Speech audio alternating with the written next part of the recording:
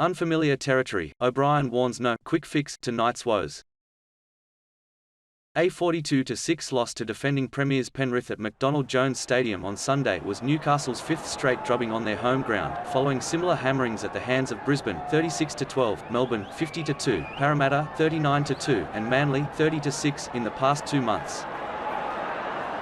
Newcastle have been outscored 197-28 during that run, conceding 33 tries and scoring just 4. Not even during their miserable run of 3 straight wooden spoons between 2015 and 2017, which included a club record 19-game losing streak, did the Knights post as many successive lopsided defeats in front of their loyal, long-suffering fans.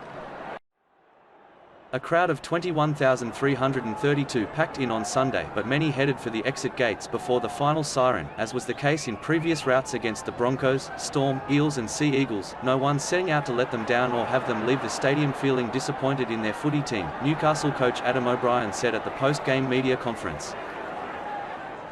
No one's setting out to do that, but there's some stuff there to get sustained success. If you look at the Melbournes, and those guys, Penrith, are on their path for it. It's not an easy fix, but I'm confident that if we can get that momentum rolling, it will feed itself. It's going to take some heavy pushing at the start in a lot of areas as an organisation to get it going. But that's what we get out of bed for every day, to try to please those people that fill those stands. It is not a quick fix, he added. There's some stuff here that's been ingrained for, I wouldn't say years, I'd say closer to 2 decades, that we need to get on top of, and they're not quick fixes. Rarely is progress or success in a straight line. There's dips and plateaus, and we're going through a fair bit of it, but we've got to stick at it. It's not all on players either, it's staff. We've all got to be working really hard at eradicating this.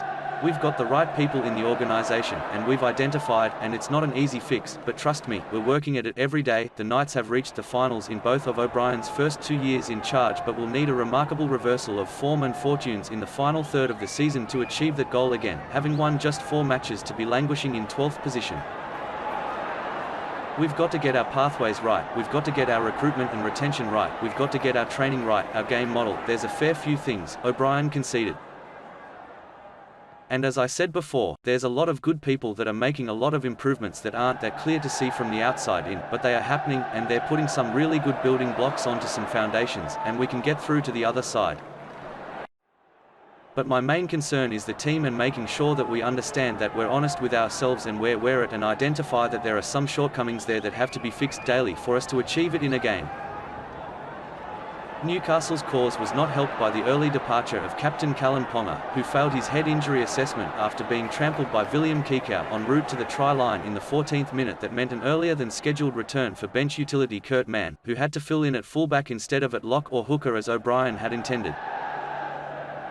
It was significant, and probably has a ripple effect because we put Kurt there and he hadn't done any reps there, the coach said. O'Brien said Ponga was in good health and spirits after the game and was confident the Queensland custodian would be available to play against the Raiders in Canberra next Sunday. He'll do the protocols, he said. The 7 days are pretty clear, and I would have given him a rest for the next few days anyway, so we'll get on with it. Newcastle face a crucial clash against the Raiders in round 15 before returning home to McDonald Jones Stadium in round 16 to face the Titans. Peace.